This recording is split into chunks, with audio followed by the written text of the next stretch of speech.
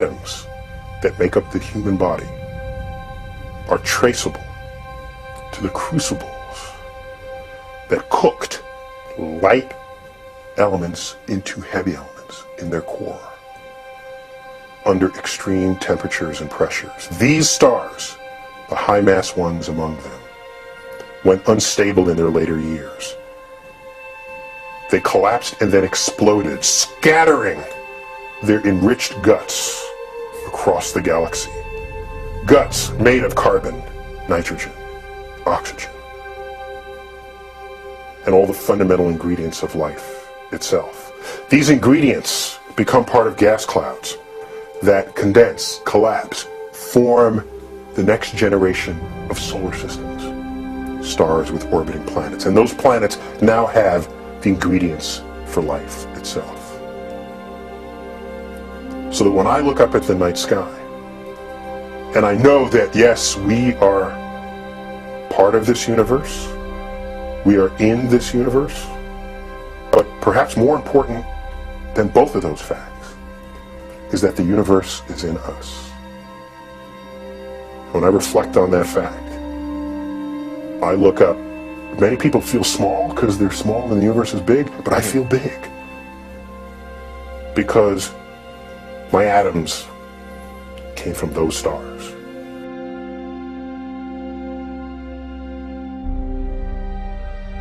If you could meet and talk with any scientist who's ever lived, who would it be and why? Isaac Newton. Isaac Newton. Why? No question about it. Isaac Newton. The smartest person ever to walk the face of this earth. You read his writings. The man was connected to the universe in spooky ways. The most successful scientists in the history of the world are those who pose the right questions. Newton, his questions reached into the soul of the universe, and he pulled out insights and wisdom that transformed our understanding of our place in the cosmos. Somebody said, Ike, why is it that planets orbit in the shape you call ellipses rather than circles? Why that shape? And he says, I'll get back to you on that. I'll get back to you. Goes away for a few months, come back. Here's the answer. Here's the answer. Here's why gravity produces ellipses for orbits. The guy said, well, how did you figure that out? Well, I had to invent this new kind of mathematics to do it. He invented calculus. Most of us sweat through it for multiple years in school just to learn it. He invented it practically on a dare. He discovered the laws of motion, the laws of gravity, the laws of optics. Then he turned 26. Okay?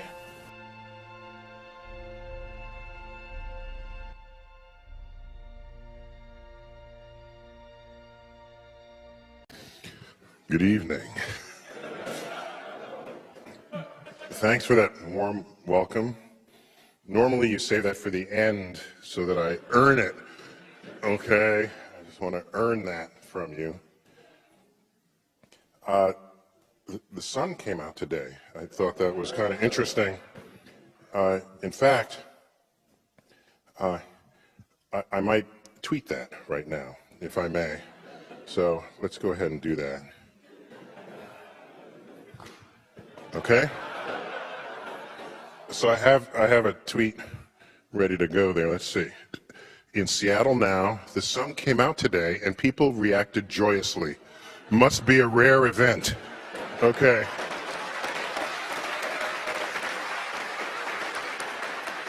Okay. Okay. So we'll check back in on that later, why don't we? And let's get back to, am I there? Now, what I'm really going to do, this is really a talk on the musings of an astrophysicist. That's really what's going on here.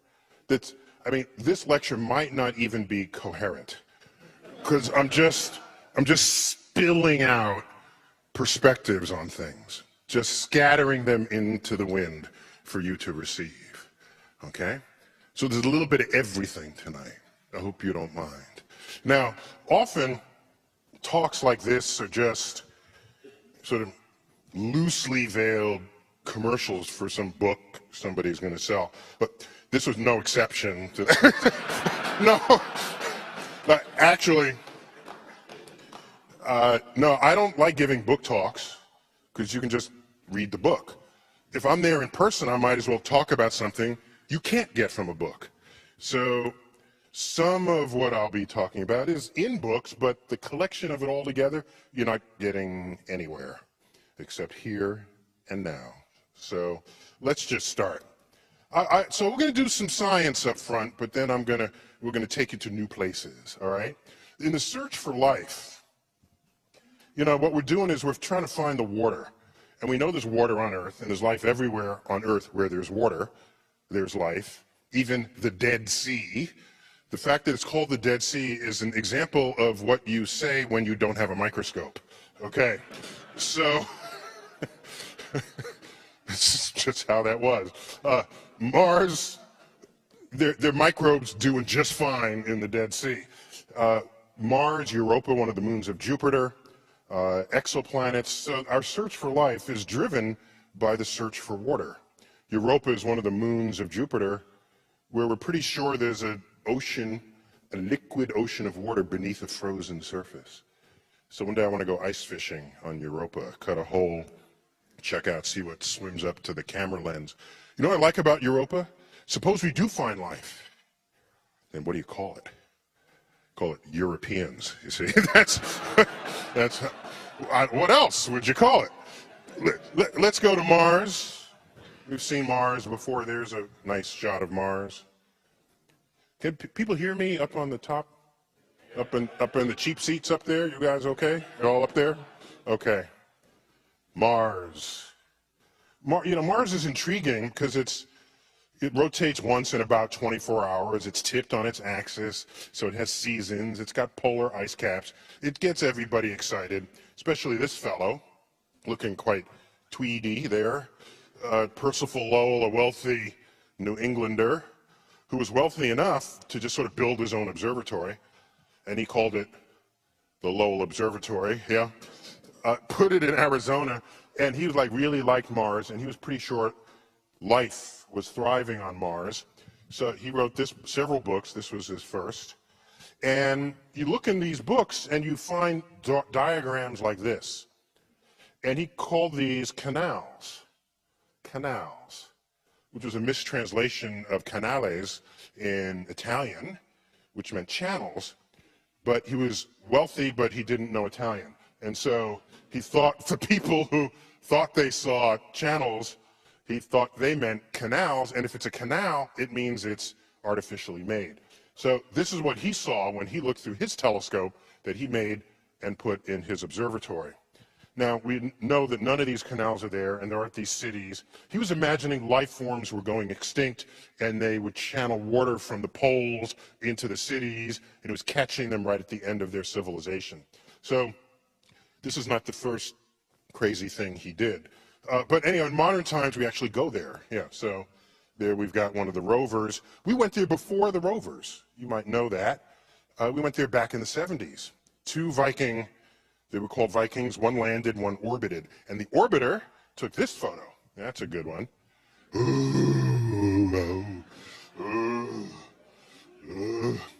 Yeah, that's better music here.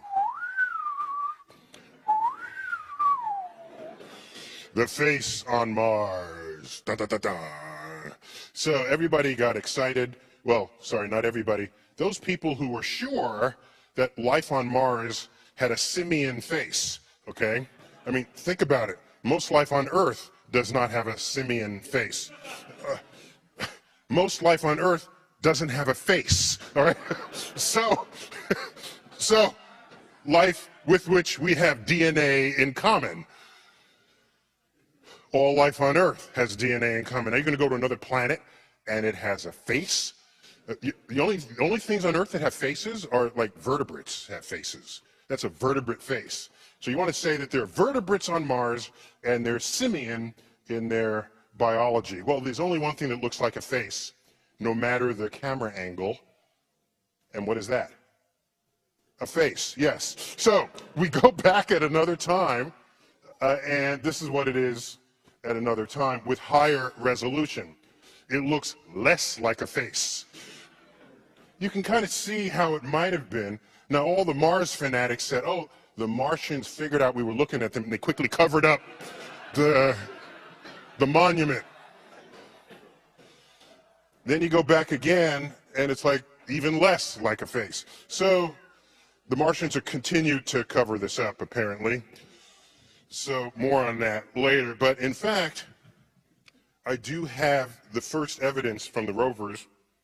This photo, in fact, has been kept from the public till I have special connections to NASA, as you heard in the introduction. So this one was the first image taken by the rovers, and it's been suppressed by NASA ever since. Right. So I thought I'd share it with you guys because, like, you know, you're my people tonight here. By the way, if you're looking on Mars for faces, why not look for other things that are familiar? You know, you only see that as a face because we have a face. And familiar things are what you pick out, even if they're not really there, right? When you look up in the clouds, you don't say, oh, I see a lobster. No. Has anyone ever said they see a lobster? No, you say, I see Abe Lincoln or George Washington. You're looking at sort of familiar iconography of our culture. And so let's find some more familiar iconography in the Martian terrain. There's the Valentine crater. There you go. We got one of those. How about the smiley face crater, right? So if you look hard enough, you can find stuff and call it whatever you want. So, but Mars, one thing is certain, it's long suspected but recently confirmed that water, while not on the Martian surface, is beneath the surface and not very far beneath. This is a crater about the size of this stage that was freshly left in the photo on the left side of the image here.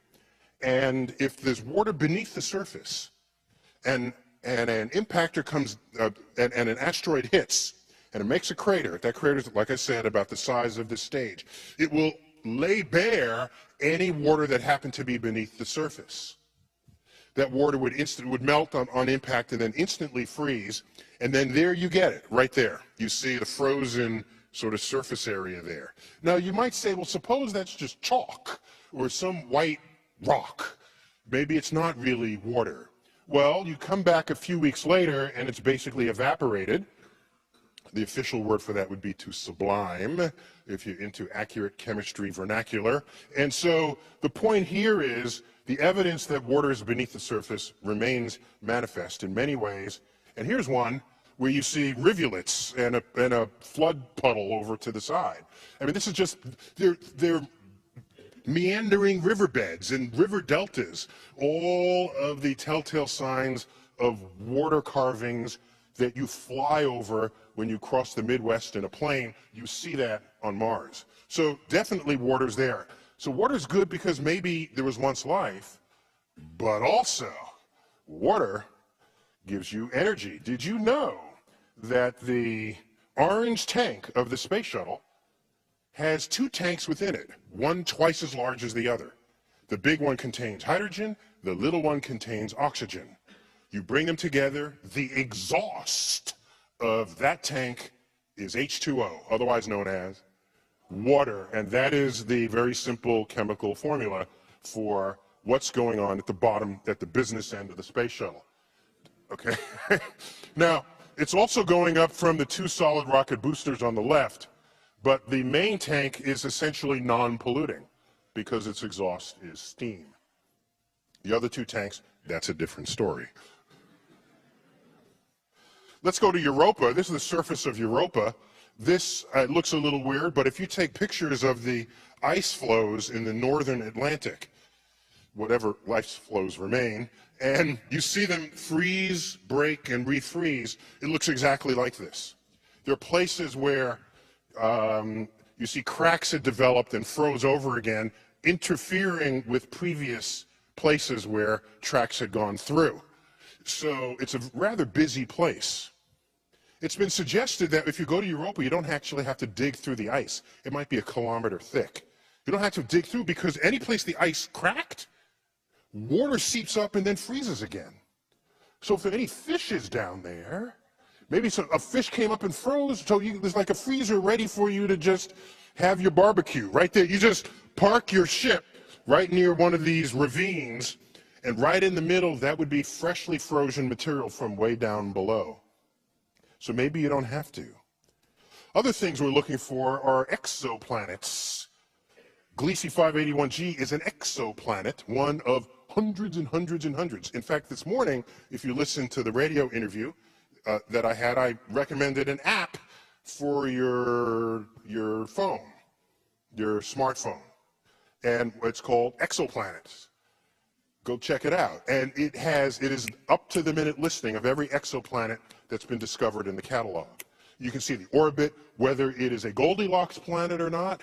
And Goldilocks, that's pretty simple. It means if you're too close, your water evaporates. Too close to the host star, too far away, it freezes. You want to be just right, like Goldilocks. And I was always disturbed by the Goldilocks story, because, you know, if you're the Bears and you come home and, like, there's Goldilocks, done ate your porridge, done sleeping in your bed, and I think the Bears would have just simply eaten her, you see? And that would have been, so the lesson would have been much more profound.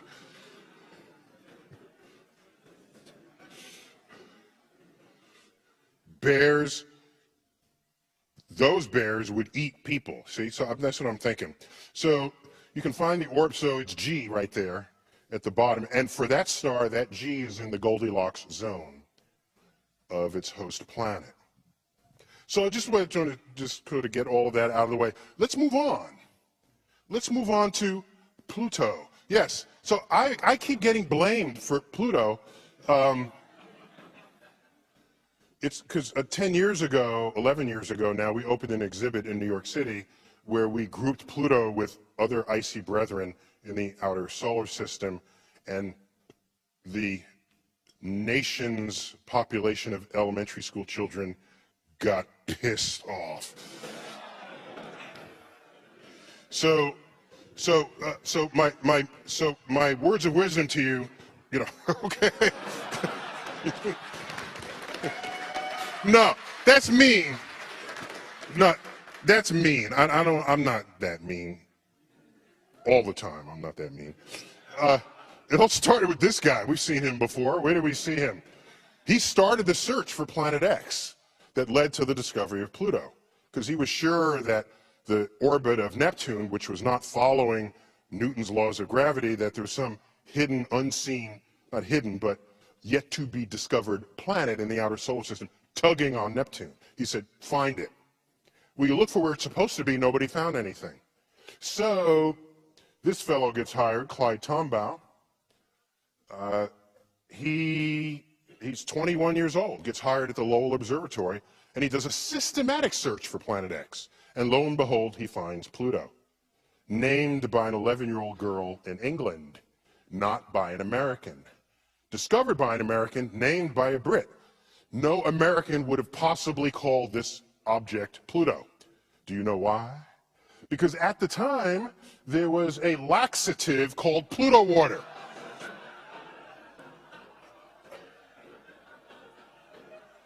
When nature won't, Pluto will.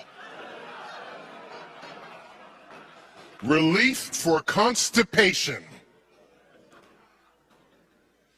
So no American is thinking, I'm going to name this new cosmic object after my bowels. That's not going to happen. So it got named in England.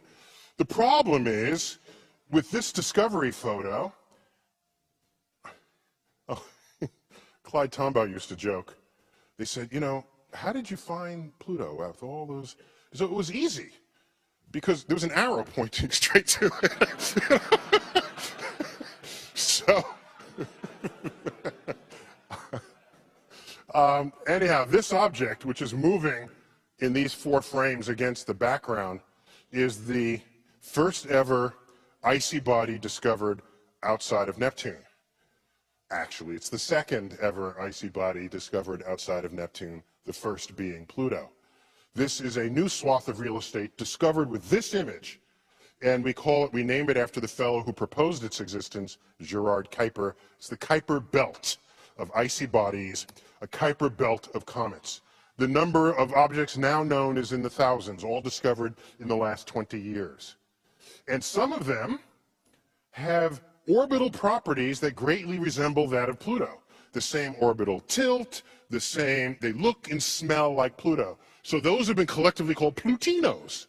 That's kind of cute. So Pluto has brethren out there. And this is what we knew in the year 2000. Pluto and they look more alike than either they or Pluto look like any of the other 8 planets. And we figured, hey, it's time for Pluto to own up to its actual identity. Because when it was alone, you can't make a class of 1. That doesn't work in science. So we said, okay, Pluto, we'll grandfather you in. Okay, we'll call you a planet. We don't know what else to call you. Okay, now it's got family. The Kuiper Belt. There you have it. And I think Pluto's happier there. Okay? Really? Do you know that our moon is 5 times the mass of Pluto? Any Pluto lovers out there who didn't know that? See, that's kind of sets it straight for you right there. And you know, if Pluto were where Earth is right now, its ice content would evaporate and it would grow a tail. No, that's just embarrassing. You can't have a tail and call yourself a planet. So Pluto's been reclassified. I would be happy to call it a comet, but that would have been that was just, people would have just cried. So it's called a dwarf planet now. And so it's small. So these are other sort of dwarf planets out there. Pluto is among them. Pluto has 3 moons. Charon was the big one, the quote, big one. Nix and Hydra. But it's not alone out there, and it's probably not even the biggest. Eris is probably a little bit bigger than Pluto. But this is Pluto's family, and like I said, I think it's happier there. And this is where I work. You all invited? Just come on in. Say you know me, and they'll still charge you 19 bucks. But notice how we have the sphere in which we contain the planetarium, and we have the large Jovian gas giant planets suspended from the ceiling. The terrestrials, Mercury, Venus, Earth, and Mars, the cable would be like as wide as they are, so we just mount them on the railing. Pluto is not among them. Pluto is somewhere else in the exhibit, and that's what got people pissed off. And that's what made a page 1 story in the New York Times on January 22nd, 2001. What else should have been filling that page 1 on that date in that year? Think about it. Bush got inaugurated. That's the first news day, the second news day after the first news day after the inauguration news day. You inaugurated on the 20th, that news goes into the 21st. This appeared in the 20th. You'd think the whole page would be filled with information about Washington and the change of power.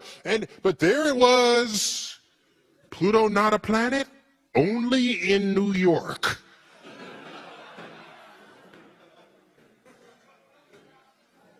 That's when the mail started coming in. I have a whole file, and it went on for 5 years. What's this one here? Dear scientist, what do you call Pluto if it's not a planet anymore? If you make it a planet again, all the science books will be right. Do people live on Pluto? If there are people who live there, then they won't exist. So the cause and effect of things are not quite. Why can't Pluto be a planet? If it's small, doesn't it mean it doesn't have to be a planet anymore? Some people like Pluto. If it doesn't exist, then they don't have a favorite planet. Please write back, but not in cursive because I can't read in cursive.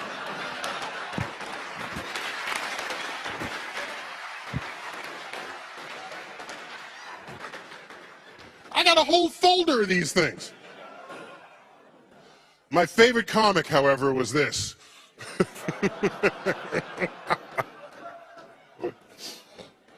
Look at those shoes. He's wearing those little.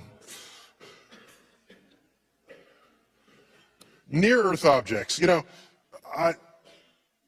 these should not be called near-Earth objects. That's an official phrase, NEOs. They should not be called near-Earth objects because this is what they are, okay? I think they just don't want to freak people out. Can I get a little more volume on the mic? Because I feel like it went down a little. Just like messing with the sound guy. Thank you.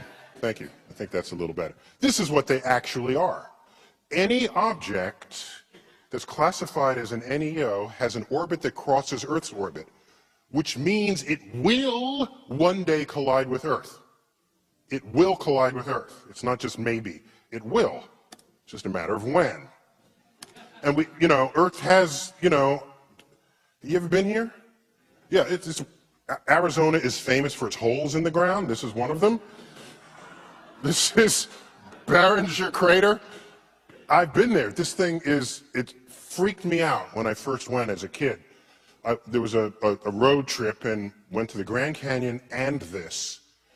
And for me, Grand Canyon was like, okay.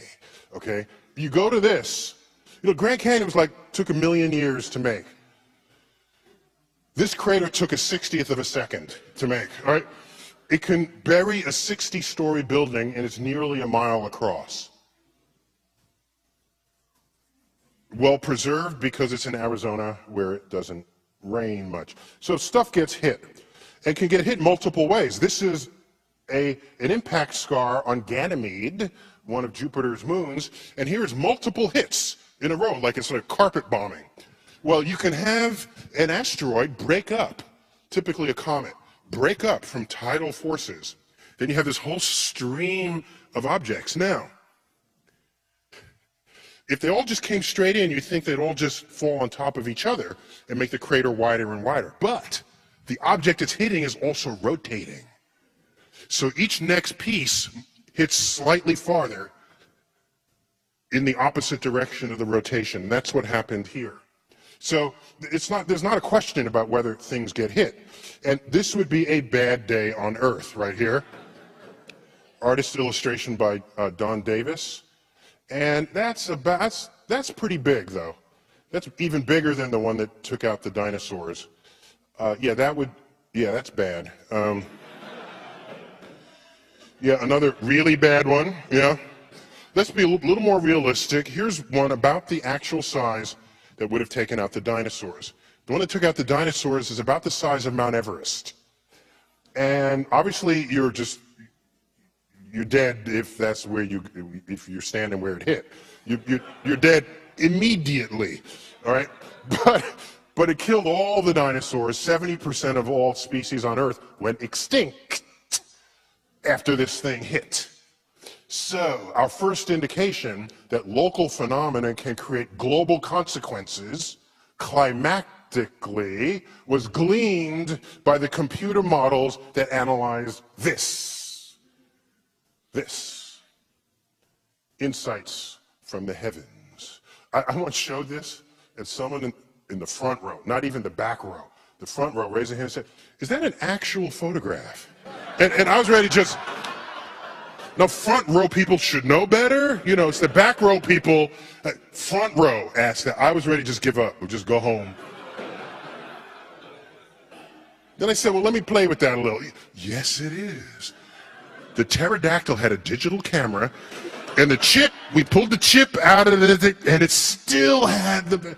where do you go with that?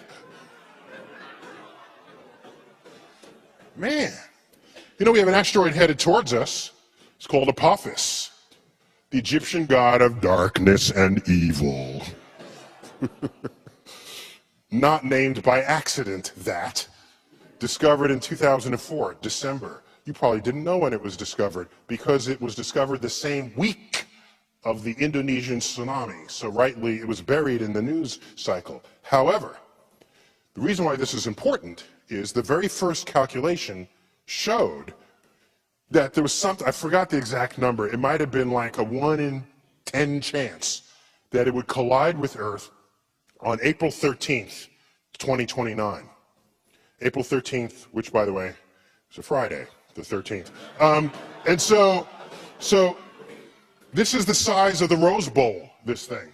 And it would be the biggest thing ever known to hit Earth in recorded history. Not as big as the dinosaurs, but during human occupation of the world, this would be the biggest thing we would know. So better data came along, and we learned it would not hit us then, but it could hit us the next time around. If it threads a keyhole, a very narrow set of orbits, if it has one of those trajectories, Earth's gravity on it would be just right.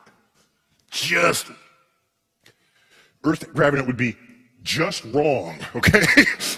to bend it in such a way so that 7 years later, it will hit Earth. So you want to make sure this does not go through the keyhole.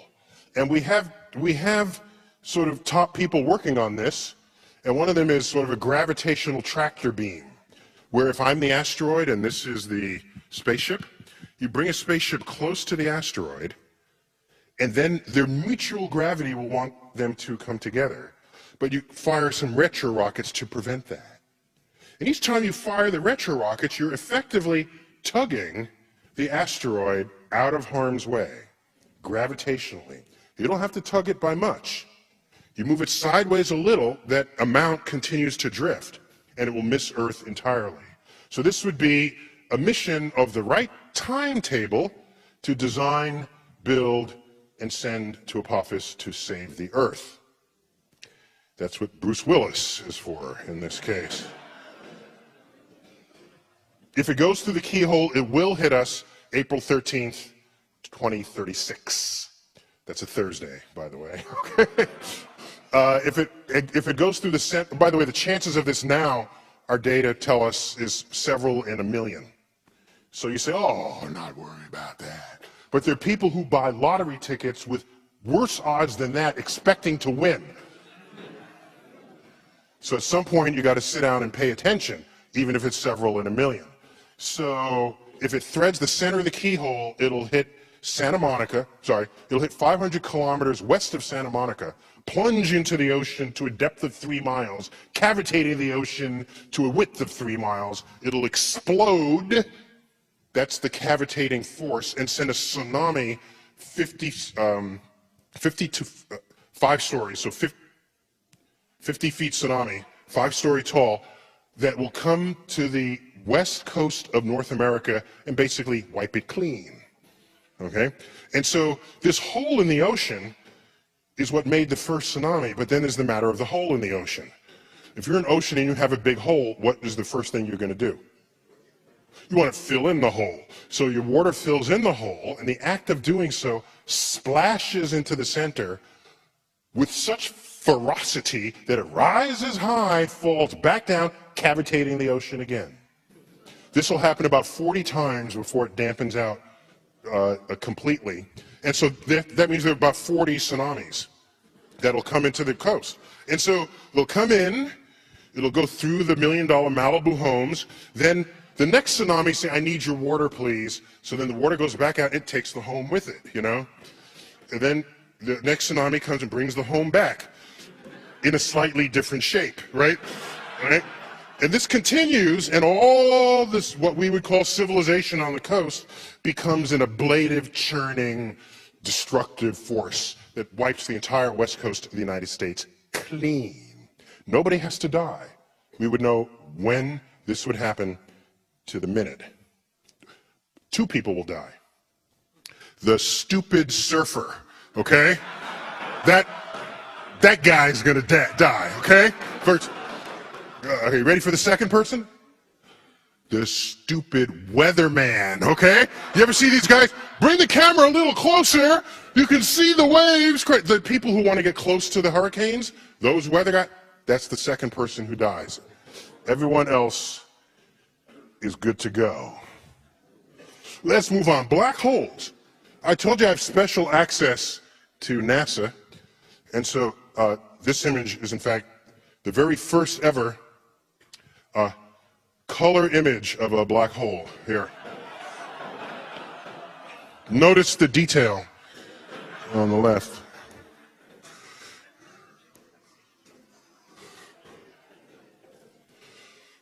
You saw it here first.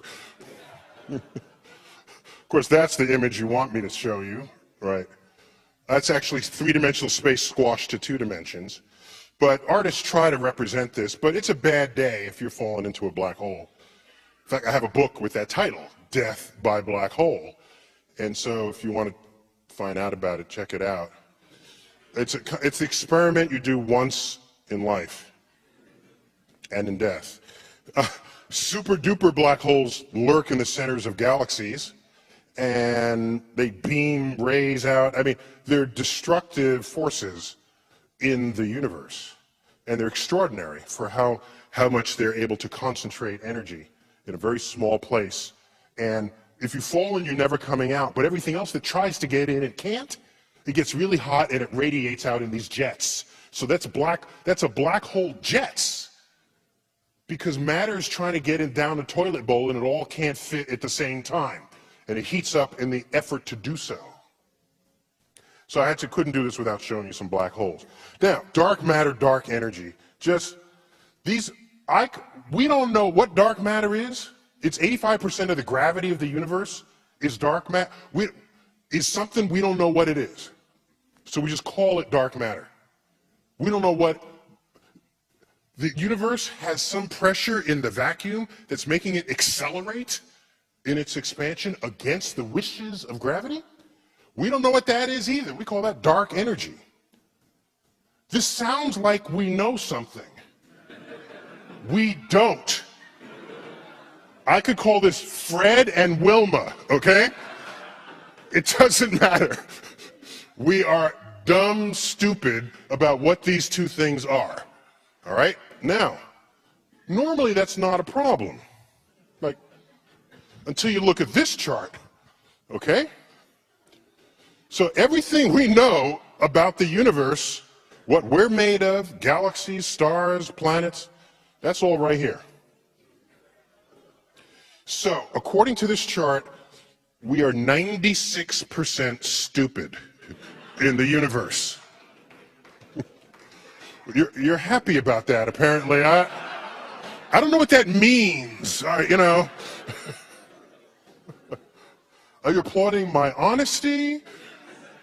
Are you applauding, you're celebrating the stupidity of our species? We got the Big Bang. That's been going for a while. Now, not everybody's happy with the Big Bang. You found this billboard. So apparently, God isn't happy with the Big Bang. I would have thought he'd be totally cool with it, but apparently not. I found this bumper sticker in New Mexico. The Big Bang Theory. God spoke, bang, it happens. This one is okay with the Big Bang, but that God did the Big Bang. So people are still trying to wrestle with this. Here's what we know. This is the entire universe in one slide. Quantum fluctuations, birth, an entire explosion, rapid expansion, we call it inflation. That's an idea that came about in the 1970s when there was inflation, severe inflation in our economy. So the word had a lot of currency back then. Now it's like you're inflating a tire, like what are you doing, you know? There is the baby picture of the universe. That's that sort of aqua surface there. That's sort of the imprint of what happened in the very earliest moments, writ in the background sky. There it is, the cosmic microwave background, a record of the earliest moments of the Big Bang. Then it takes a little time to make your first stars. We call it the Dark Ages. Stars are made, galaxies are made, galaxies mature. We come up to the present day, 13.7 billion years later, and that telescope, we can't see the whole name, it's called WMAP, Wilkinson Microwave Anisotropy Probe. They clearly didn't want anyone to pronounce that or remember it. I would just call it the Big Bang Machine. That made this measurement. And so it's a pretty coherent picture that we have of the origin of the universe. And here's that map that the space probe shown. And so this is a record of the earliest moments of the universe. and it tells us what the universe was up to. And data agree, we're all pretty happy with this, and we're kind of moving on. The Big Bang, by the way, could fit into a larger story. For example, the multiverse. Big Bang is probably not the whole story. It's probably a piece of a bigger story. So maybe there are multiple Big Bangs.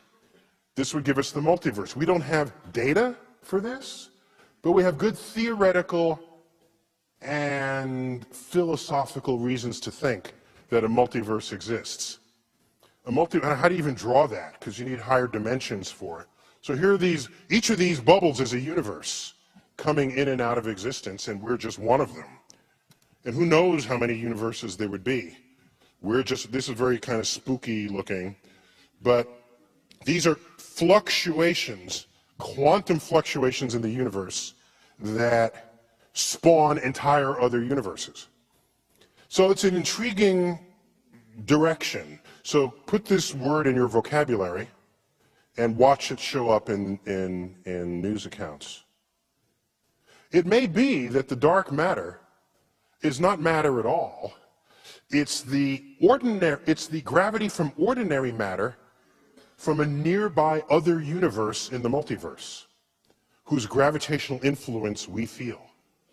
And here we are, saying, ooh, we have a mysterious gravity, call it dark matter. Really just ordinary matter doing its thing in an adjacent universe.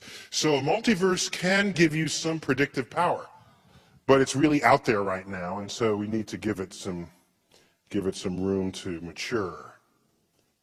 Now let's take a look at what the rest of the world is doing with science. So CERN, this is the European Center for Nuclear Research, which I think if you say it in French, comes out in that order, okay? I had a friend of mine, I was at a dinner party, and the person next to me was French, and I tried to get practice pronouncing French words. And so I learned one thing that whole evening, that in French, all letters are silent, okay? Period, that's it. Every letter in French is silent, right? Start there, and then you do very well, right? So CERN, this is where they have the famous Large Hadron Collider. This is like, they're at the limits. It is the highest energy ever attained on Earth. And by the way, we would have done 3 times this energy had Congress not cut the funding for the superconducting supercollider that would have been built in Texas. That was cut back in the early 90s, right around just after peace broke out in Europe, by the way. Physicists are only really useful when we're at war, according to government funding patterns. So they're looking for the Higgs boson and anything else that shows up on the docket. The Higgs is a particle that gives mass to other particles. So it's kind of cool. Some people have called it the God particle, and including physicists. What are they doing over in China? Well, they're building the largest dam in the world, the Three Gorges Dam, and they have a burgeoning aerospace industry growing at 14% a year, 13% a year. Their economy is growing at 10% a year. By the way, what's your interest rate you're getting on your savings account in your bank? 0.003. Okay. Did you get that over here? These get... Well, if you go to this other bank, you get 0.005, you know? Yeah, so other countries, different things are happening. Do you know that in Russia, they want to actually send a mission to deflect Apophis? They actually are prepared to fund that. That picture that I drew and did my little dance, that's not funded. That's just ideas on a page. Russia actually wants to fund it. And they invited us to participate. And I said, well, sure. But then I thought about it. I was asked by the NewsHour, what are my top 10 news stories of the year? This was now end of 2009. What are my top 10? I said, I don't have 10 stories, I have 5. Okay, what are they? I said, one of them is Russia inviting us to join them to deflect Apophis. They said, why? I said, here's why.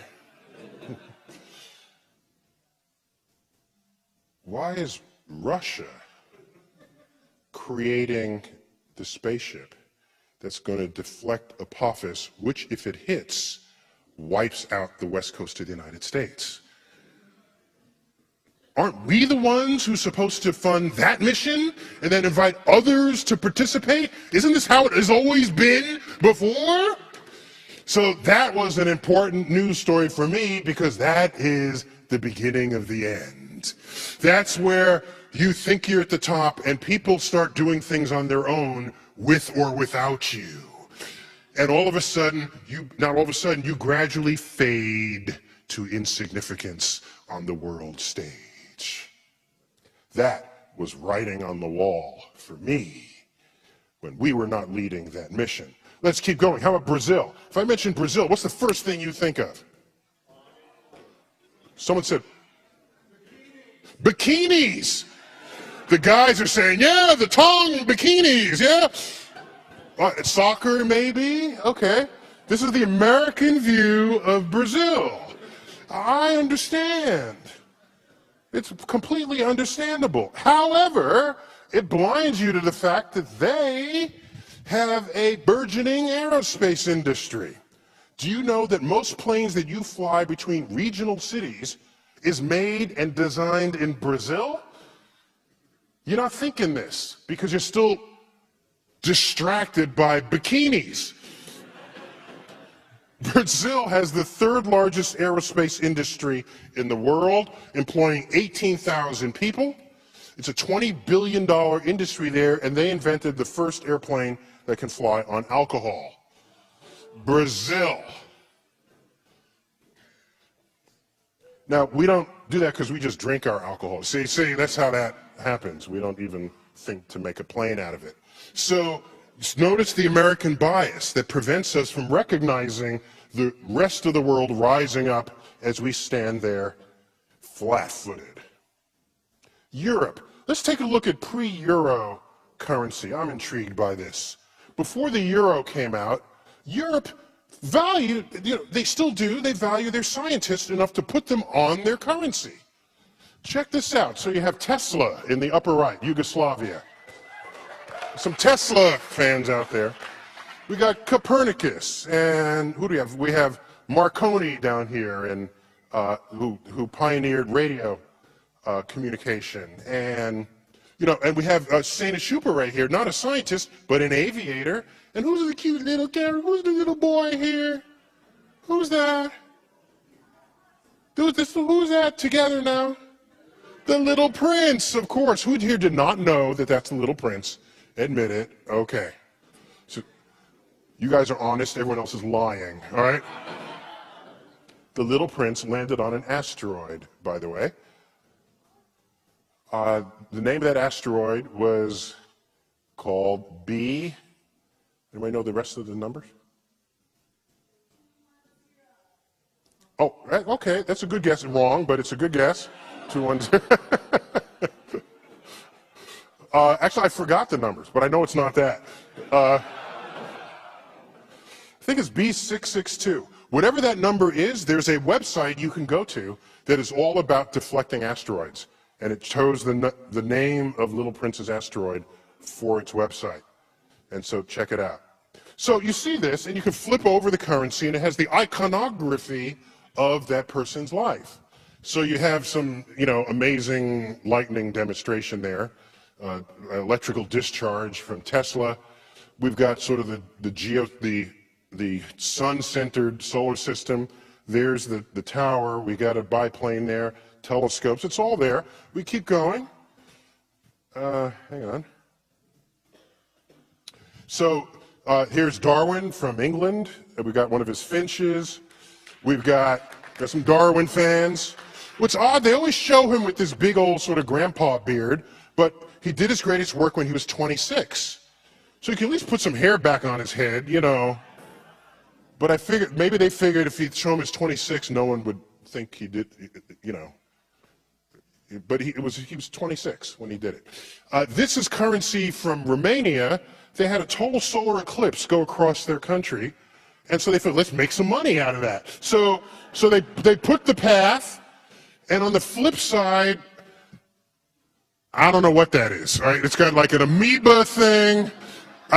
So an artist gone a little too far, all right? But it's clearly cosmically inspired art. That money, by the way, is made of polymer. It does not rip. It is the future of paper currency. Here we have Al-Hassan, who figured out how sight worked. He's from 1,000 years ago in Baghdad. This is on Iraqi currency. And we got Albert here. He's adopted into Israeli currency. Of course, he was not Israeli, but when you're famous, everyone claims you. See, that's how that works. All of these folks are scientists. Keep going. We've got Euler and Galileo and Gauss and Faraday and Pasteur. All letters are silent. Pasteur. And I don't know what they're doing to this dog here. I'm not even going to ask. We got my boy Ike. And everybody's there. Oh, by the way, if we were to ask, who in the world do we think, literally and perhaps stereotypically, make the best engineers in the world? Germany, of course. You think about it. It's German. It's German. German engineering. It's a selling point when they sell cars. German engineering. Okay? German engineering. Well, so that's 10 Deutschmarks, okay? On the right, that's Carl Friedrich Gauss, brilliant mathematician. Let's zoom in on that currency here. Wait a minute, what is that? Whoa, a mathematical distribution function on the money. Whoa, okay. Look at this.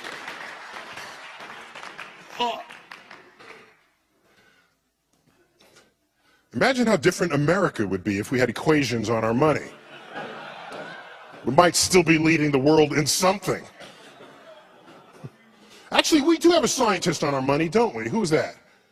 Ben Franklin. Here he goes. So he's a scientist on money. Surely there's some iconography of his contributions. Let me see. Nope, there's not even a kite, all right? Or there's nothing. I don't even see a lightning rod, all right? So clearly that's not why he's on the money. He's on the money because he's a founding father, not because he was a scientist. In fact, he was one of the most famous scientists of his day in his researches in electricity. Ben Franklin. There's something called naming rights that matters. It matters to cultures. Let's first take a look at this familiar chart of boxes. Some of you are getting the shakes here, I see. Haven't seen it since high school, have you? Okay. The periodic table of elements, it's color-coded. I have a cool program on my computer where you can color-code them differently. Let's color-code by melting point. How about that? Ooh.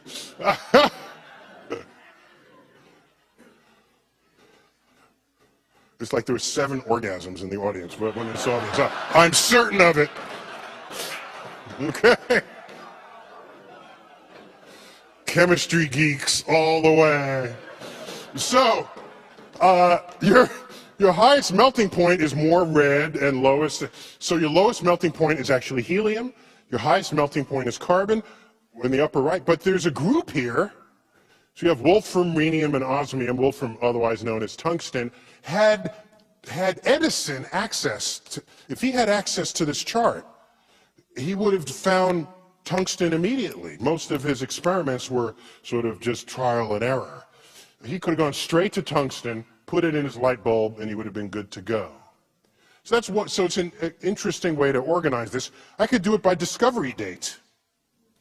This is before any element was actually discovered by anybody. And so it just lists the elements known to the ancients. Iron, copper, silver, gold, lead, bismuth, sulfur, carbon. We can slide the date forward, and now we're up to 1776. And so this is the entire periodic table of elements, which wasn't yet organized in that form, at the year of our Declaration of Independence. There's like a dozen elements there. That's it. We also knew about hydrogen, discovered 1766. So these elements are coming up and along, and I can keep going. This is 1869, starting to take shape.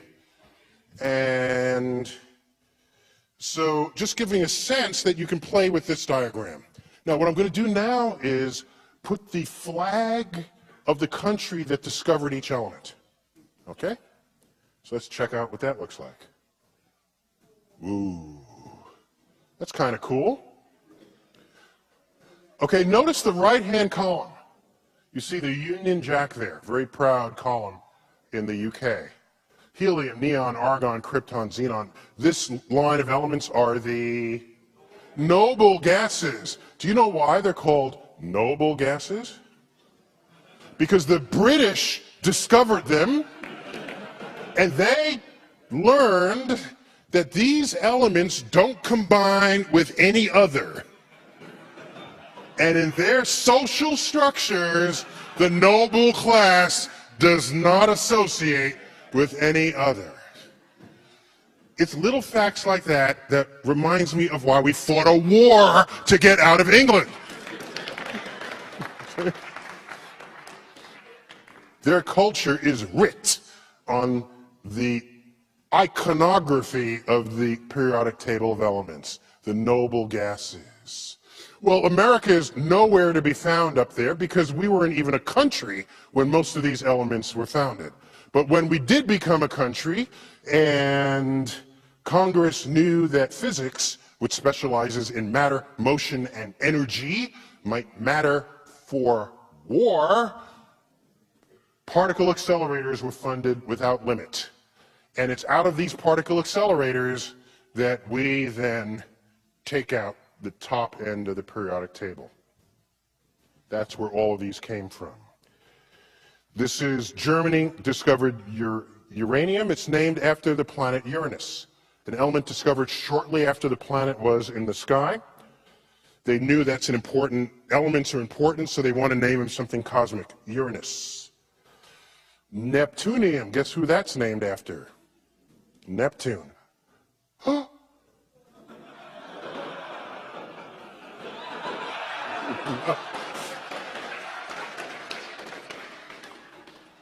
Pu.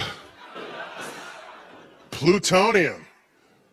Pluto gets discovered in 1930. This element gets discovered in 1940. It's right in line with Uranus, Neptune. They name it Pluto on the false pretense that it was a bona fide planet. Pluto got on there on false pretense. But look at this. We discover all these, so we get to name them. This is Americium, named after America. This is Californium. This is Berkeleyium. Right? These are places where you have particle accelerators discovering elements. It's naming rights. Other naming rights. Let's go back a little bit. September 11th, 2001, day we all remember. This happened 4 blocks from my residence. These are camcorder shots from my window. This is the North Tower on fire. The South Tower had just been hit about the 20th of a second before this frame was taken. You can see a piece of it punching out and the shadow of that. This is before the atomized fuel ignited, so it's really just the kinetic energy of the ship coming through.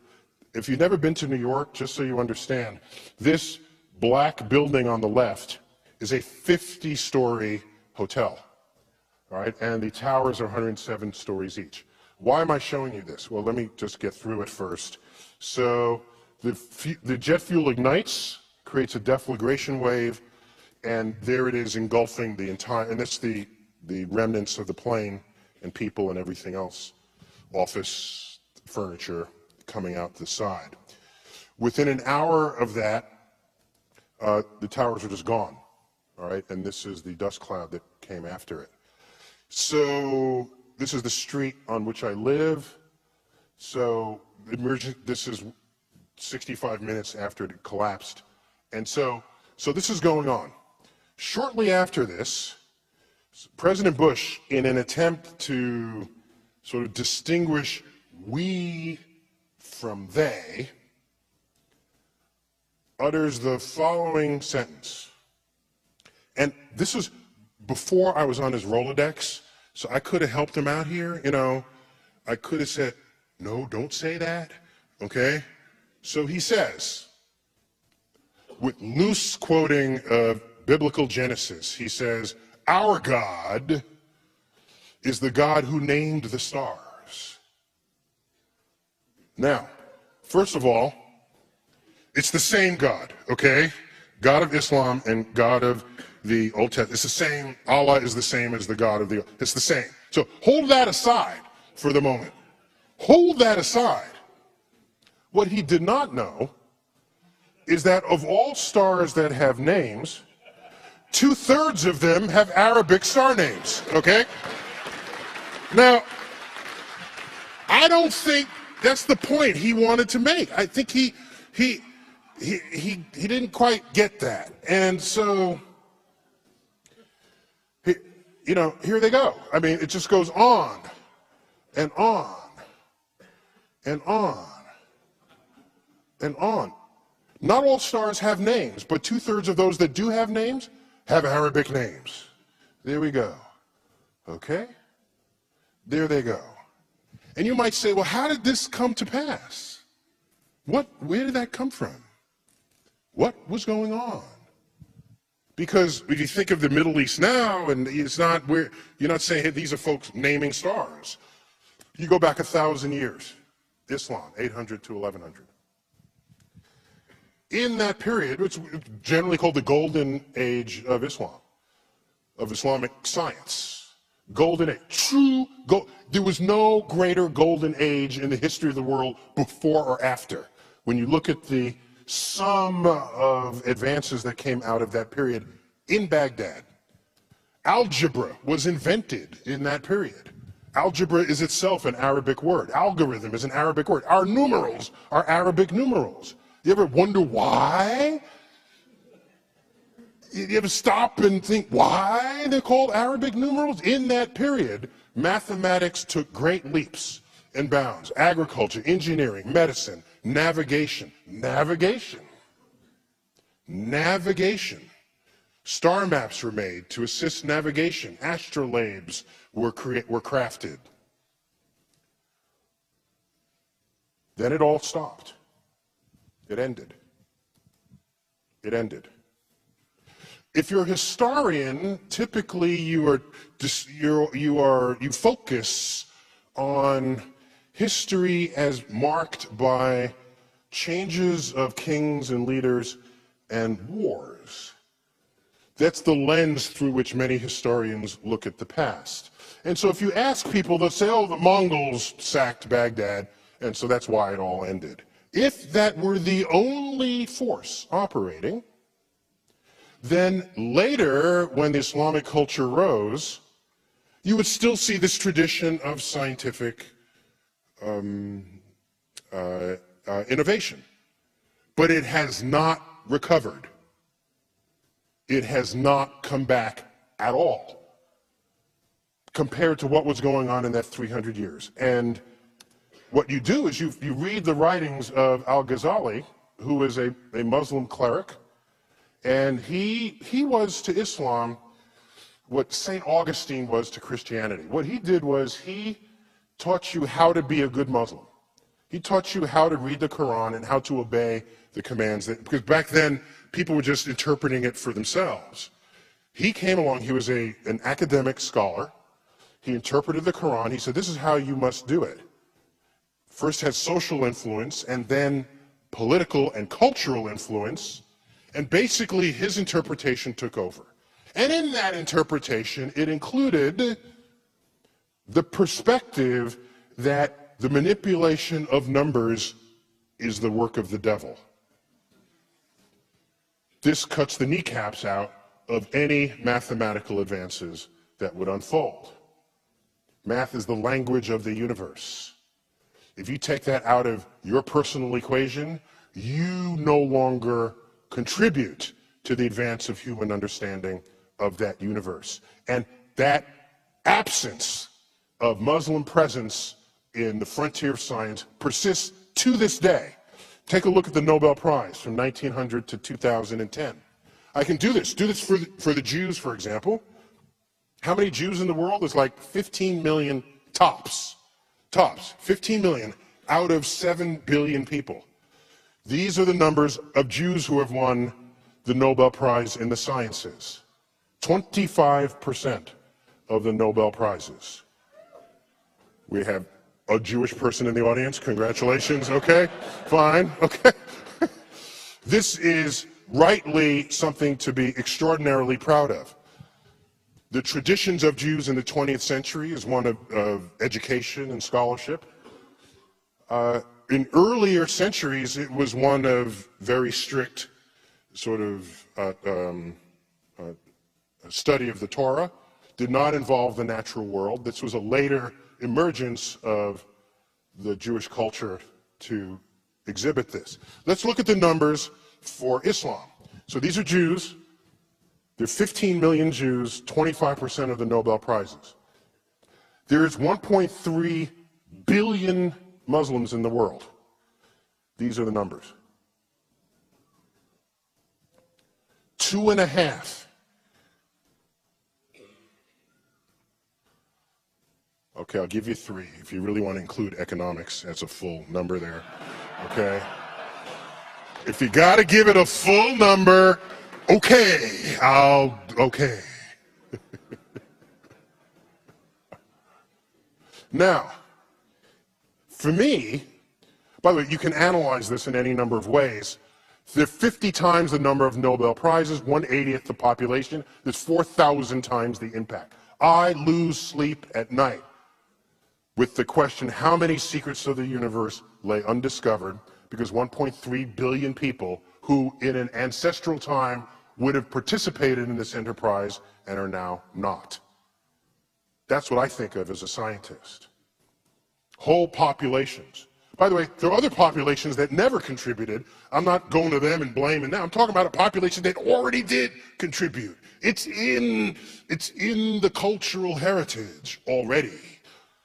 All we're asking is to resurrect it. It has not happened.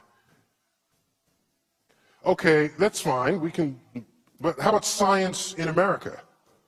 Uh-oh. Okay, let's see where this takes us. There's enough older folks in here, old folks. You remember? Raise your hand if you're an old folk. Raise your hand.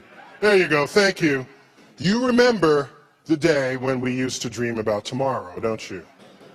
You remember every week there'd be some article in the newspaper, in the magazine, the city of tomorrow, transportation of tomorrow, the kitchen of tomorrow.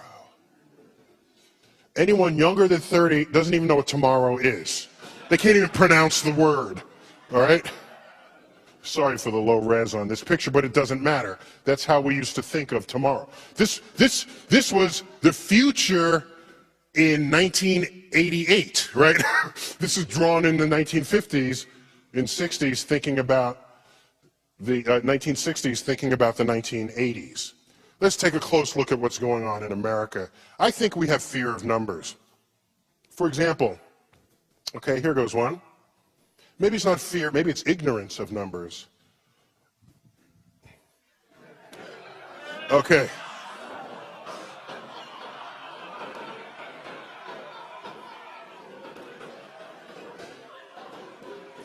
Science illiteracy is rampant in our culture. I'm not telling. I've changed my views 360. If you don't remember what 360 degrees is, it is that, okay? Now, I wonder, maybe the congressperson did do that. Exactly. Maybe they're just trying to fool you. Maybe they're trying to make you think they changed their mind, but they did not, okay?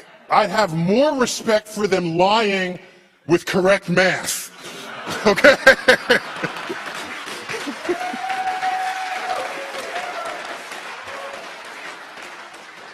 But I'm pretty sure he was telling the truth with math ignorance. Half the schools in the district are below average. You know, that's kind of what an average sort of is, right? About half below. That's kind of what, not exactly maybe, but pretty much so. Technically, that would be, what would that be? The median, technically, but still. What the journalist probably meant to say was half the schools are below standards or below grade level, but they said below average, which meant they were mathematically illiterate. If that were actually true, something would be wrong with the state of mathematics. Here's one, a little more subtle. 80% of airplane crash survivors had studied the locations of the exit doors on takeoff. So you say, well, I'm going to study where the exit doors are because I want to be in that 80%. That's a good percentage to be in, isn't it? That's good. So, but think about this. Wait, what's so funny?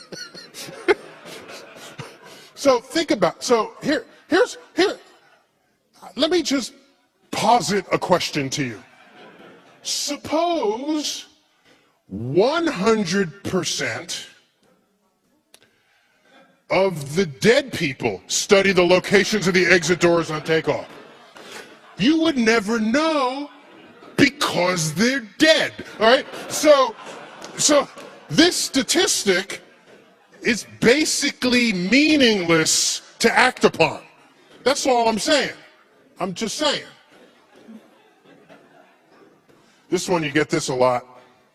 The state lottery is a tax on the poor. We've heard this because poor people spend a disproportionate fraction of their income on state lotteries. Does Washington have a state lottery? Every state has. But really, I don't think of it this way.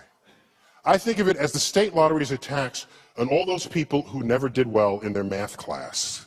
That's how I think about it. How about buildings? You go into buildings. 80% of all buildings are missing a 13th floor. 7, 8, 9, 10, 11, 12, 14, 15, 16. I feel like going into all these elevators with a Sharpie, crossing out the floor, putting it, and say, that's the 13th floor. You're not fooling anybody. This is 21st century America, and we have people afraid of the number 13.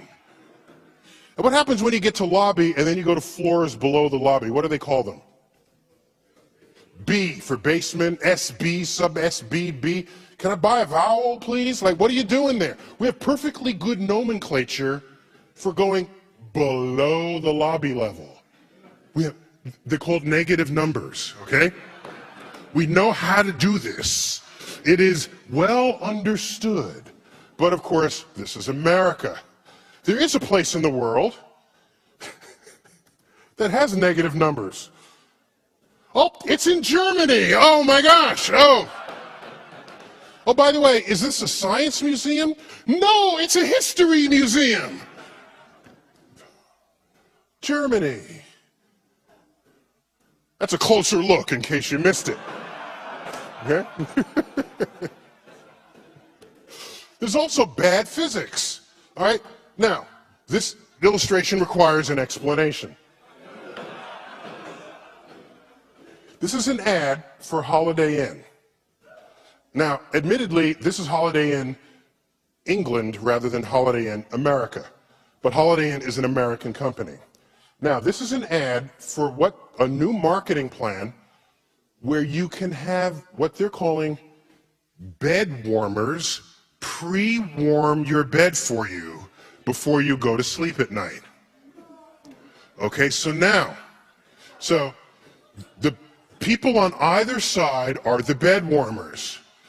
Now, of course, he's looking at her and not him. Just this interesting fact there. But this is a thermodynamically pointless exercise because the only way you're going to get the body heat from those two people is if they are naked in your bed.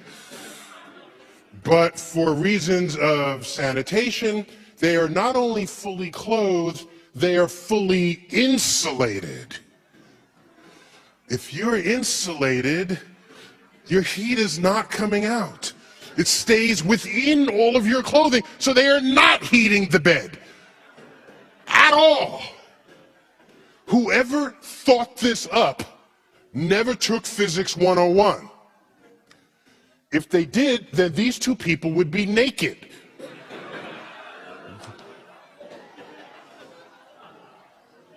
I got another one.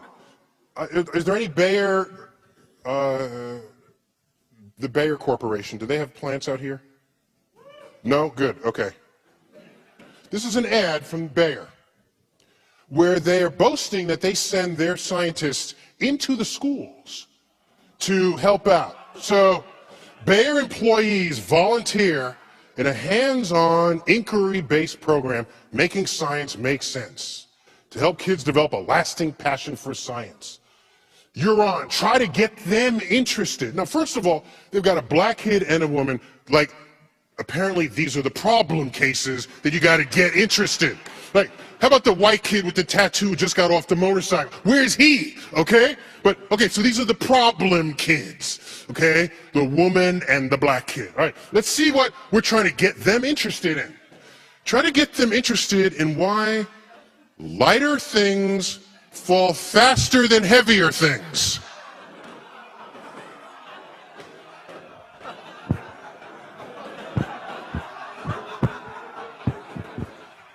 That's a tough one, huh? It's tough because that doesn't happen in this universe.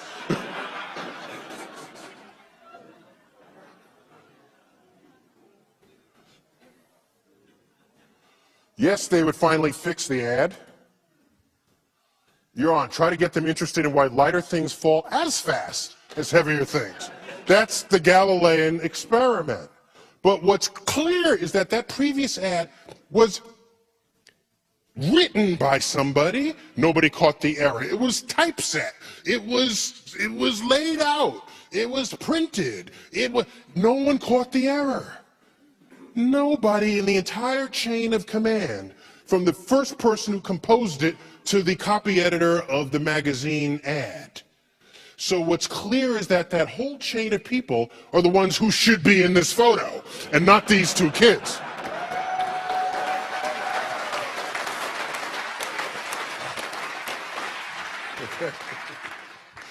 The American Physical Society meets, it's a sort of a professional physics organization, and they choose a city. Occasionally, this one time we met in Las Vegas, but this is what happened here.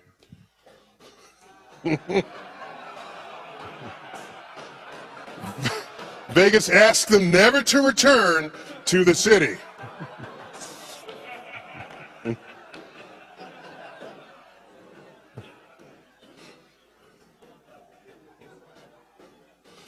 We're talking about America, people.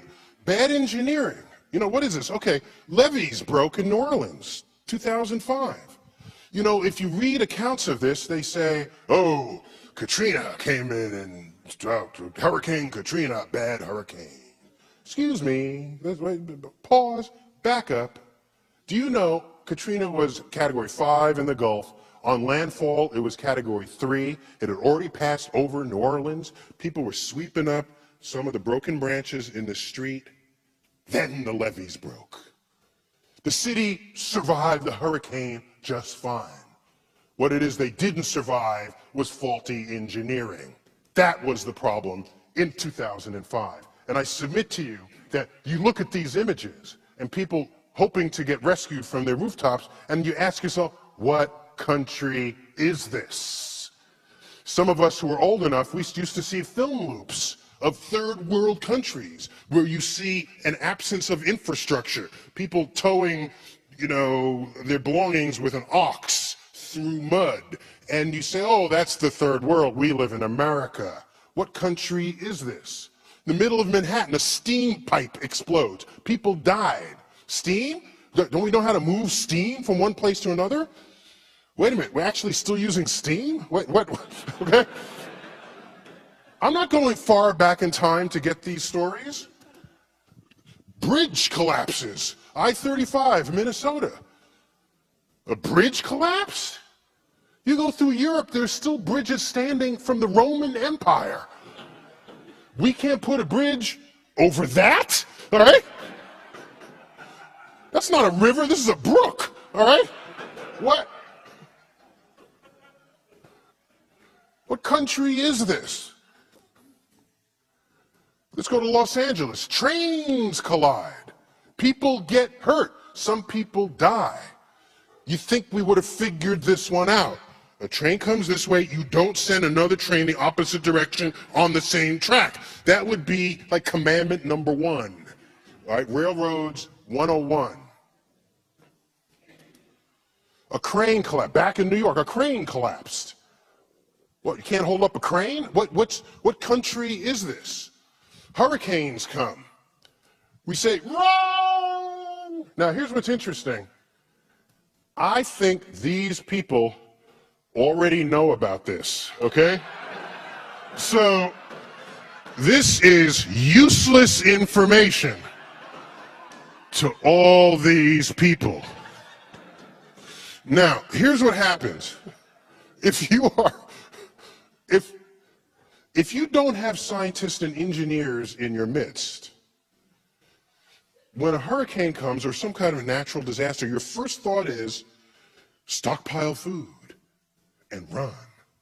But if you're an engineer or a scientist and then the disaster's coming, you say, how can I avert that disaster? I foresee a day where a hurricane forms in the Gulf. You put in some kind of apparatus that taps the energy of that hurricane, and that energy drives the electricity of the city that would otherwise be destroyed by the hurricane had it continued to go through. That's the kind of thinking that needs to go on in this world.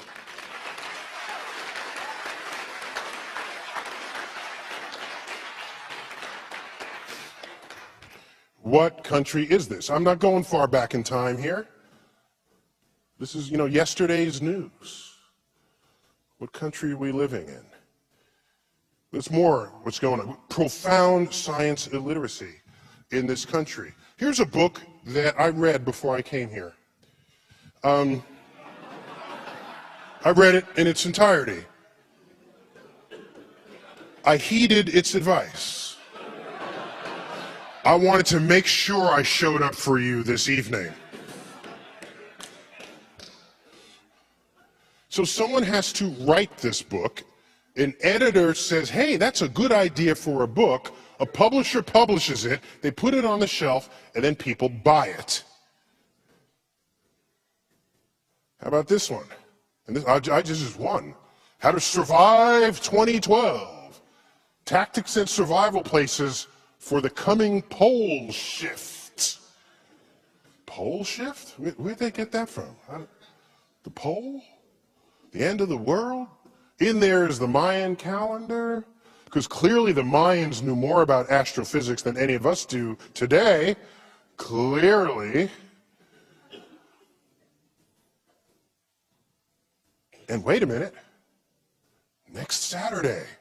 Whoa, next Saturday. Whoa.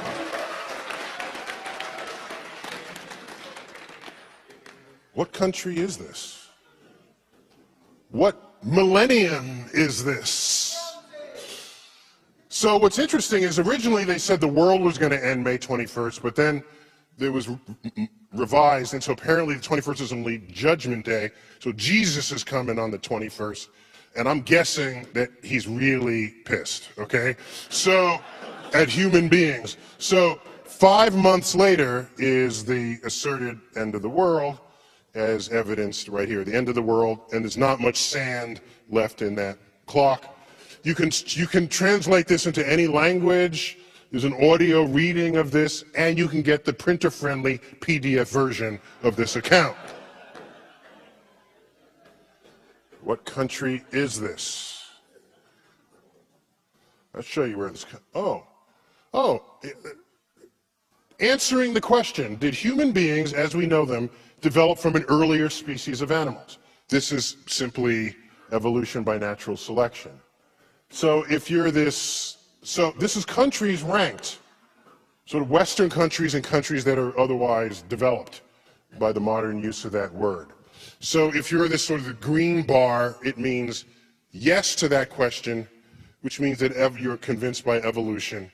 If you're this sort of amber bar on the right, it means no. And if you're the white in between, it means you're unsure. So America's got to be up there somewhere. No, Iceland, Denmark, Sweden, France, Japan, Britain, Norway, Belgium, Spain, Germany, Italy, Netherlands, Hungary, Luxembourg, Iceland, Slovenia, Finland, Czech Republic, Estonia, Portugal, Malta, Switzerland, Slavic Republic, Poland, Austria, Croatia, Romania, Greece, Bulgaria, Lithuania, Latvia, Cyprus, United States of America, edging out Turkey by a nose. There it is. What country is this? Maybe we should just move back to the caves. Let's analyze it a little further. Here's a map. This map has the area of each country apportioned according to their surface area on a globe, which means it's a normal map. Okay, so what we're about to do is morph the area of each country according to how much peer-reviewed science research is conducted in that country. Okay, let's do that. So this is a measure of who's doing the most science in the world. Some countries will shrink relative to that area you see here. Others will expand depending on how active they are in science. So let's check out what happens when we do this. Well, the United States is sitting fat and pretty there, I'd say. That's America. Yeah. Yeah. Okay. Wait, what's that big purple region away? Whoa, what was that?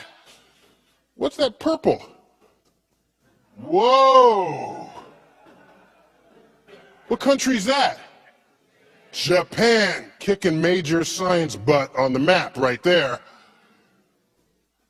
One of the great tragedies is Africa shrinking to nothing in area on this chart compared with the area it actually occupies in the world. That is a modern day tragedy right there, given the natural resources that are prevalent within it. Europe is huge. They split formerly Eastern Europe, that's in blue, from Western Europe, that's in those shades of pink. So, and there you have Brazil, that's the aerospace industry kicking in there. All right, so you look at this, you say, hey, we're doing pretty good. Tyson, what are you complaining about? Okay? This is the wrong map. What you want to look at is not how much science is going on, no. You want to look at the change in how much science is going on from the year 2000 to 2010. That's the trend line. That is the future of the world. Compare the difference in published research papers in all sciences between 2000 and 2010. And you get this. Europe is even bigger. Japan is even bigger. China is huge. Africa is even smaller. This is the changing landscape of the world. As everyone else understands the value of innovative investments in science and technology in ways that we do not, we slowly fade. This is the fading that worried me when Russia says, oh, you guys want to join us for a mission that will save your West Coast? You say, well, sure, well, we got our space program. We lead the world in space. How about space? We've got some faulty memory going on. One of them is that we're space pioneers. That's a faulty memory. Okay? Yuri Gagarin was launched into orbit 50 years ago, April 12th. Okay? We all know that. Did you know, however, that he, and I tweeted this, by the way, he was the fourth mammal to achieve this feat. after dogs, guinea pig, and mice. Then we sent a human, they all Russian, a Russian dog, Laika, guinea pig and mice, then Yuri Gagarin. So let's look at the full list. Dogs, in order, dogs, guinea pigs, mice, Russian human, chimpanzee, American human. Does that sound like we're pioneers here? We come behind Russian mice. The Russians did all this first. They came up with the rocket formula, for goodness sake. This is the formula that tells you that most of the fuel in your rocket that's yet to be burned requires fuel to lift it to a place so that you can later on burn it. That's why the Saturn V rocket, 32 stories tall, the astronauts are in the upper little bitty bit, and all the rest is a bomb, basically. All right?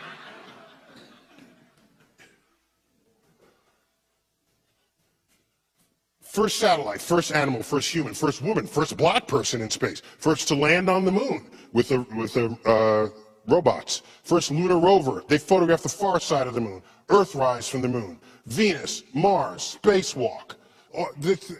Now we have a few firsts. We have a couple. First space docking, first to land on the moon. We crossed the asteroid belt first. First to achieve hyperbolic velocity, velocity that escapes the solar system. Okay, but still.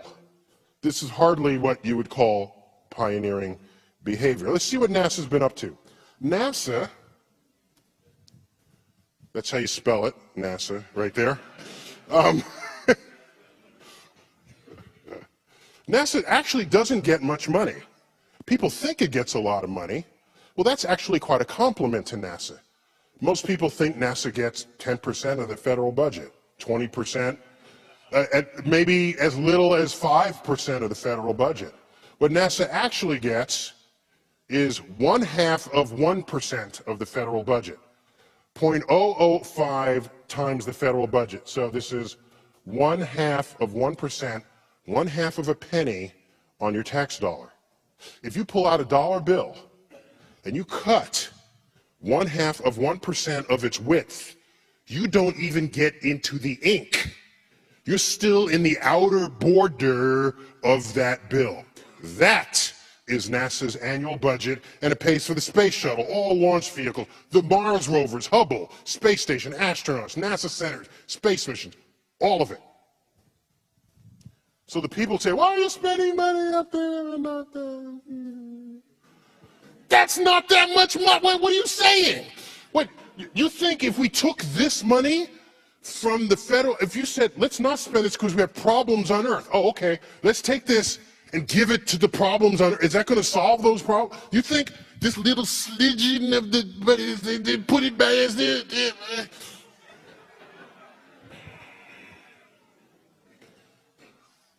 Let me keep going here. We somehow believe that we were leaders and visionaries in space. Here's an interesting quote. I'm not that interested in space. I wonder who said that. Oh. John Kennedy to James Webb in 1962. That's who said that. How about this quote?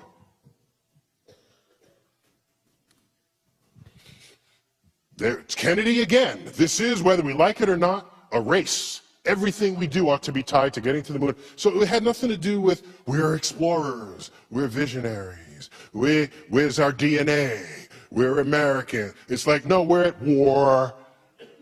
Russia is beating us in every measurable way. So I'm angry. I'm angry. So I have to calm down and then sort of take a cleansing breath and bring to you the cosmic perspective. Now, okay.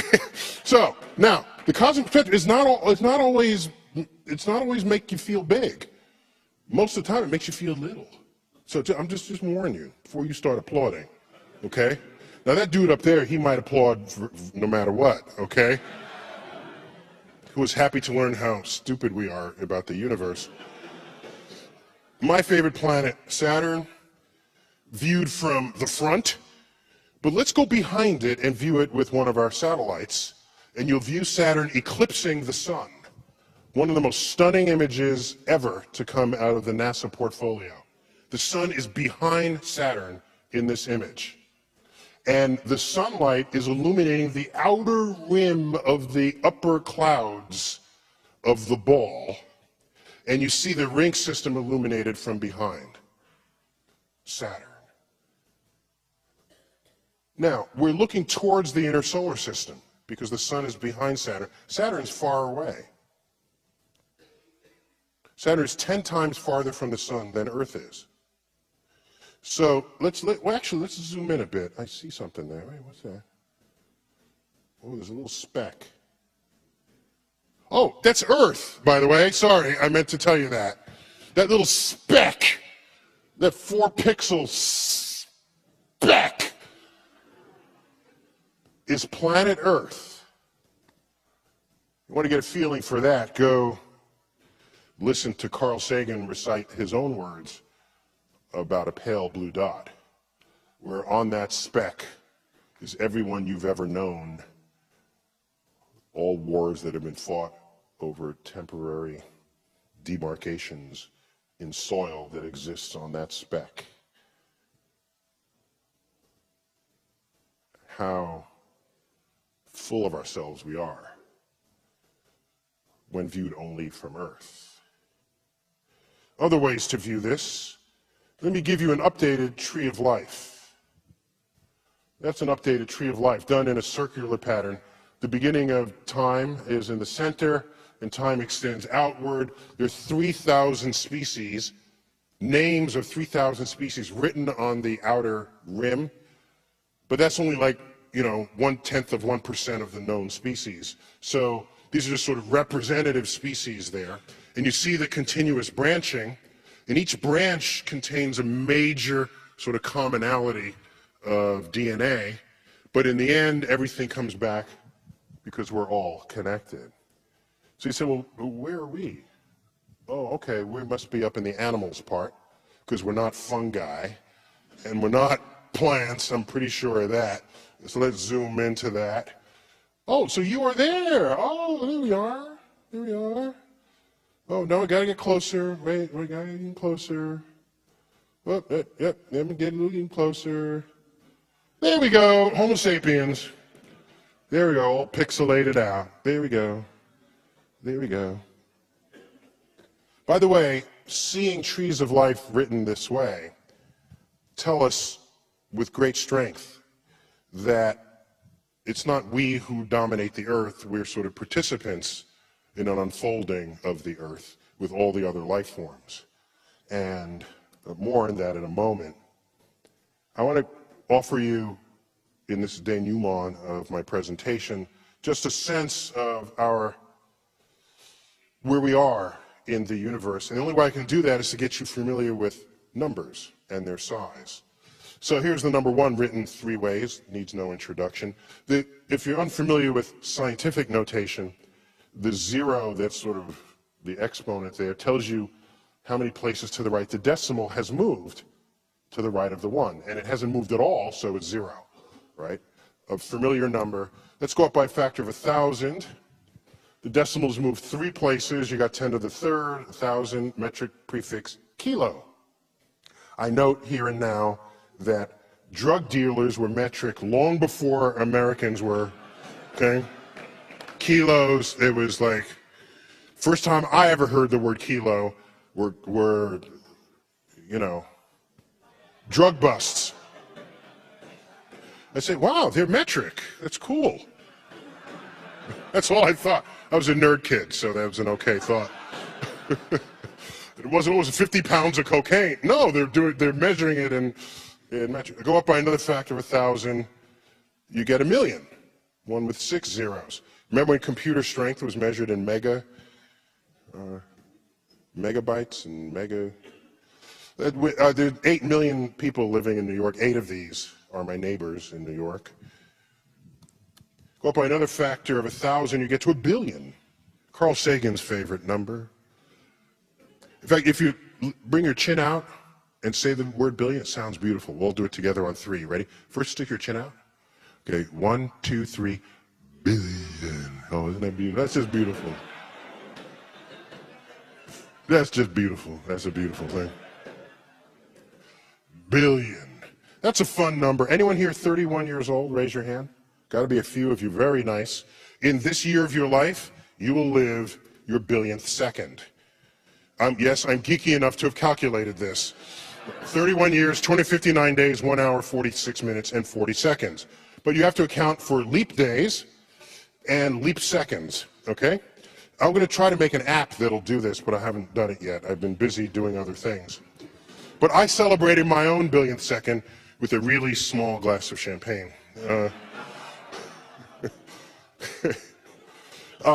50 of these billions, let's see, I think a neighbor of yours, he's a neighbor, right? Isn't he? He's like, you see him around town, I presume? Not, okay. His net worth is like $50 billion, plus or minus. I don't know if you know how much that is. I don't believe you know. You don't. In fact, I'm certain you don't, because I'm going to tell you. I'm going to tell you how rich this man is. First of all, I'm charmed by the fact that the patron saint of geeks is the richest man in the world. That's a different world than it was when the richest people were sort of oil barons and steel barons. It's like a geek is the richest guy in the world. That's kind of cool. But 50 billion, I did this math because I walk along the street. You know, I have a job and I own a home, and I'm walking down the street and I see a coin in the street. My question to myself is, what is the smallest denomination coin that I'll bend down and pick up? Okay? Given the fact that I have a job, I own a home. So, the penny is staying. I'm not getting the penny. The nickel, no, I'm not getting the nickel. Dime, if I'm not in a hurry, I'm picking up the dime. Okay? A quarter, well, that's good for parking meters and laundry. Plus, it's a quarter, right? So I'm picking up the quarter. So for me, the boundary between picking up the coin and not is between a dime and a quarter. So I figured, let me ratio this up to that wealth and ask, how much money has to be laying in the street for Bill Gates to be too busy to pick it up? It's $45,000, okay? That's what it is. 45,000, I said, too busy. Somebody else get that. I got.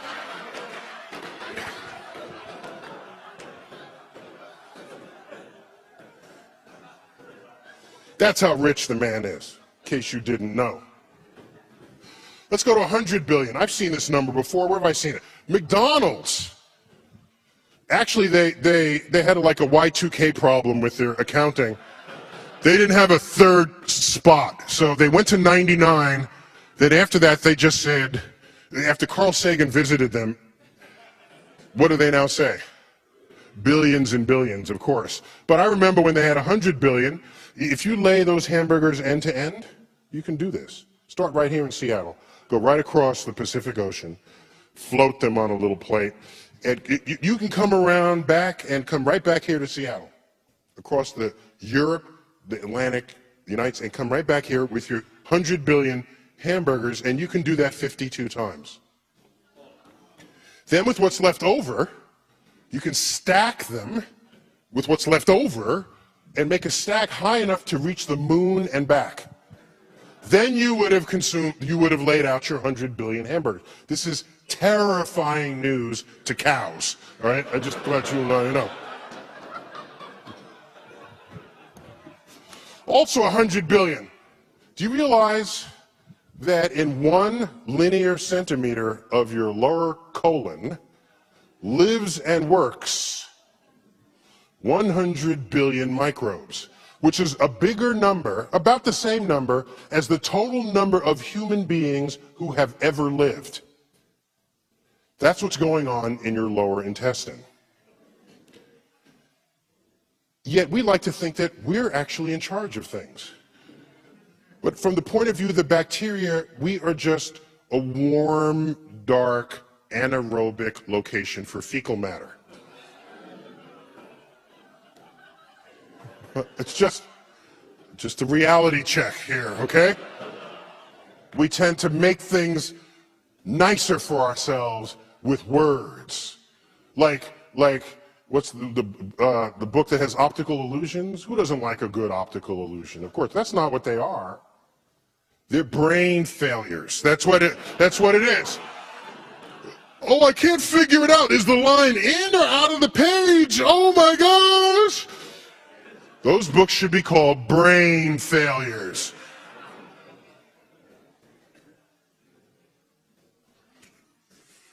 A few more, and then we got a trillion.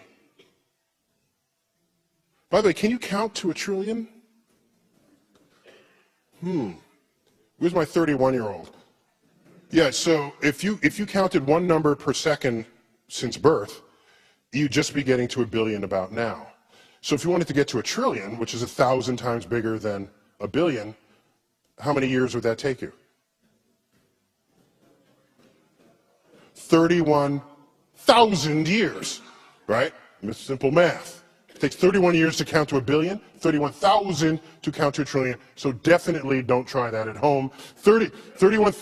A trillion seconds ago, somebody painted those on a cave in Lascaux, France. France. Have you ever heard the joke? It's like a really stupid, self-deprecating joke. They say, you know, the French, they don't even have a word for entrepreneur. You know?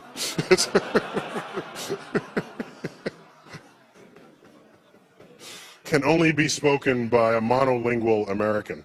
So, we have billion, trillion. What's the next number here? Quadrillion. Someone said zillion? No, almost. Quadrillion. That's about 100 quadrillion is the number of sounds and words ever uttered by all humans who have ever lived. So these numbers are getting really huge, really fast. Billion, trillion, quadrillion. What's next? Quintillion. There's one of my favorite numbers. About the number of grains of sand on an average beach. Even the sand that comes home in your crotch, you know. I counted those. Add all those up. They're in this number.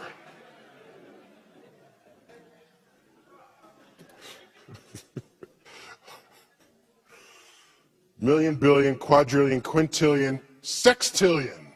A 1 with 21 zeros. Of what possible significance can this number have? That is the estimated number of stars in the universe. Stars in the universe.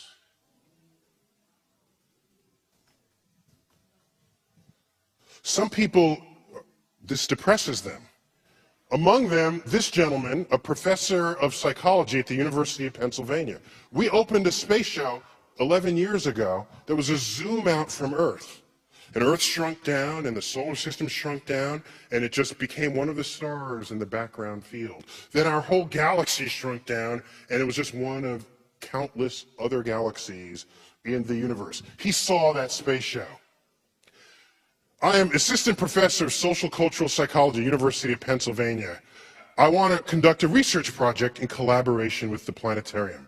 My research focuses on the psychological experiences associated with feelings of insignificance. I'm thinking, damn, bummer of a job. What? What's he like when he comes home? Honey, I'm home. How was work today? Miserable. You know, how does that work? How do you even do this? I recently saw the space show at the planetarium, and needless to say, it was the most dramatic elicitor of feelings of smallness and insignificance that I have yet encountered. He wanted to conduct a survey. I'd be grateful if we can conduct a simple questionnaire survey at the planetarium. They want to interview people going in and then coming out of the space show. I submit to you that if you go in feeling large and come out feeling small, it meant you went in with an ego unjustifiably high to begin with. The problem is not in the universe. The problem is within you. That's what I submit.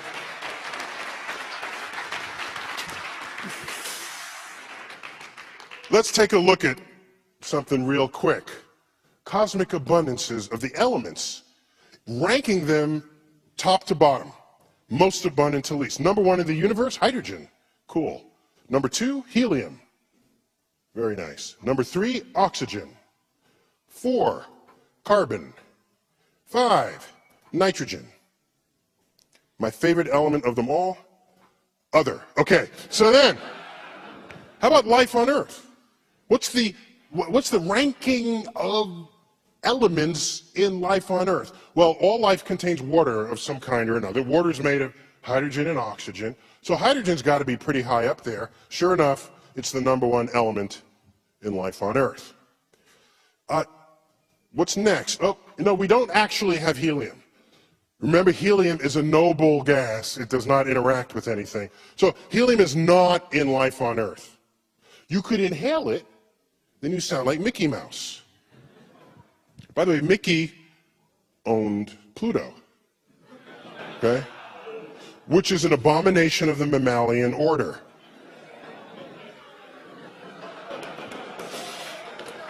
Dogs eat mice, okay? So I had to get to the bottom of that. I called up Disney. I said, how is it that a mouse owns a dog? What goes on there? And he said, okay, if you are a creature in the Disney pantheon and you don't wear clothes, you can be owned by others who do. Pluto is butt naked and walks on all fours and does not speak, whereas Goofy, also a dog, wears clothes, walks bipedally, speaks, owns a home, pays rent. That's the difference, okay? I know you're burning to know this. Okay, next most abundant ingredient, life on Earth, oxygen. Next, carbon, in order. Next, nitrogen, and together, class, other. We are one for one the same ingredients that appear in the universe. If we were made of like an isotope of bismuth, you might say, hey, we're different. We got something different going on down here. Excuse me, we are the same as the universe. And these elements are forged in the centers of stars. This is actually an image of the center of the galaxy, but there's stars within here that forge those elements, explode from what we call supernova explosions, scattering their enriched guts across the galaxy, enabling freshly born star systems to contain the basic ingredients of life itself. And this is going on in every single galaxy across the universe. If we can dim the lights for the last two images. This is our nearest large galaxy called the Andromeda Galaxy. It happens to be among the stars of the constellation Andromeda. That fuzzy spiral contains 400 billion stars. These other stars you see in the picture are sitting on our nose in our own Milky Way. It's as though we're looking past a screen door through the void of intergalactic space to another galaxy. If you pull out the power of the Hubble Space Telescope and say, I'm not going to look at this big galaxy, I want to look at an uninteresting corner of the dark night sky and show me what's there, this is what shows up. This image has 3 stars in it that happen to be sitting on our nose.